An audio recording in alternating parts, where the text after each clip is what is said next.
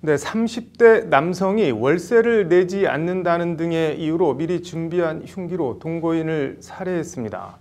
법원은 납득하기 어려운 변명을 하고 있다. 엄한 처벌이 불가피하다고 밝혔습니다. 그래서 징역 몇 년을 선고했을까요? 오늘 판결로 보는 세상은 법원의 엄벌에 대해 얘기해 보겠습니다. 35살 김모 씨는 올해 1월 서울 강남구 주택가에서 같이 살던 A 씨를 흉기로 여러 차례 찔러 숨지게 한 혐의로 재판에 넘겨졌습니다. A 씨가 내기로 한 월세도 제때 안 내고 돈도 한 2천만 원 정도 빌려간 모양인데 그것도 안 갚으면서 갚을 돈이 그만큼은 안 된다는 식으로 나오자 이에 화가 나 범행을 저질렀다고 합니다. 범행에 앞서 김 씨는 흉기를 미리 구입하고 미끄러지지 않게 손잡이에 붕대까지 감았다고 합니다.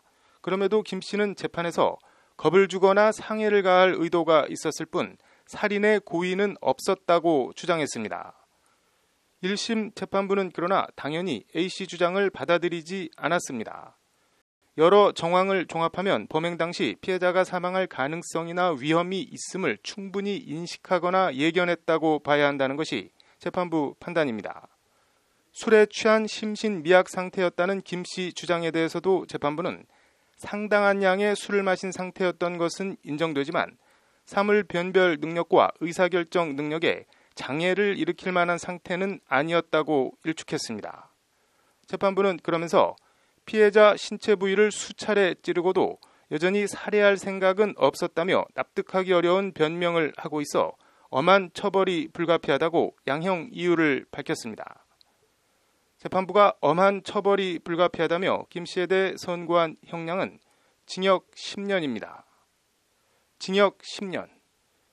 관련 판결들을 찾아보니 7살 딸을 모진 학대 끝에 숨지게 한 40대 엄마에게 징역 10년. 집안이 불우한 10대 초반의 미성년 제자를 수년간 성폭행하고 이 장면을 휴대폰으로 찍기까지 한 40대 태권도 관장에게 징역 10년. 술만 마시면 가정폭력을 일삼다 결국 아내 몸에 휘발유를 뿌리고 불을 질러 숨지게 한 끔찍한 짓을 저지른 50대 남성의 징역 10년. 이런 판결들이 나옵니다.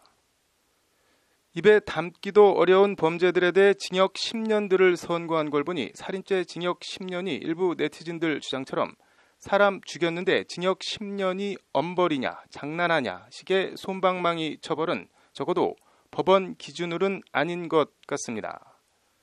좀 결이 다른 범죄이긴 하지만 회사 돈 120억 원을 횡령한 간큰 20대 여직원에 대한 재판에서 항소심 재판부는 지난달 20일 엄벌이 필요하다며 1심 판결보다 2년이 늘어난 징역 10년을 선고했습니다. 관련해서 몇 년 전인 2011년에서 2013년 사이 통계이긴 하지만 횡령액 50억 원에서 300억 원 사이 유죄 판결 가운데 59%에 달하는 피고인들이 집행유예로 풀려난 것으로 나타났습니다. 일반인들은 평생 한 번 만져보기도 힘든 거액을 횡령했는데 집행유예로 그냥 풀려난 겁니다. 불행히도 이 여직원은 풀려난 6명 쪽에 들지 못했습니다.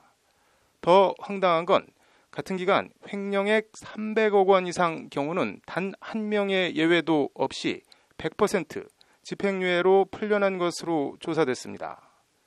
짐작하셨다시피 대개 재벌 회장들 얘기입니다.